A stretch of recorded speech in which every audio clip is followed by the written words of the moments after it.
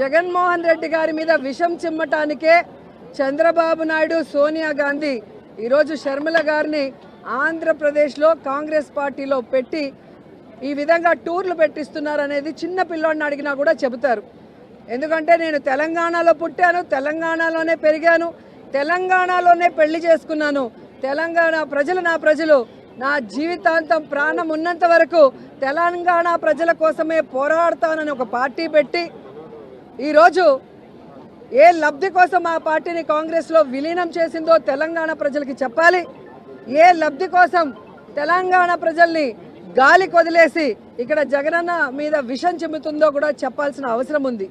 ఈరోజు కాంగ్రెస్ పార్టీ తరఫున షర్మిల గారు కానివ్వండి, ఎవరు వచ్చినా కూడా వాళ్ళకి జీరో వాల్యూ.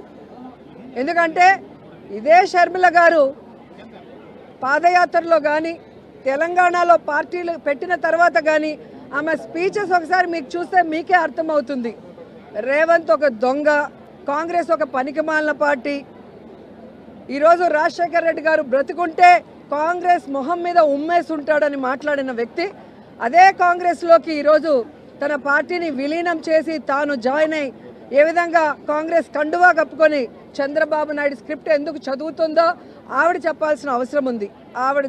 ఆవిడ ప్రశ్నలకి జగన్ గారు సమాధానం చెప్పాల్సిన అవసరం లేదు.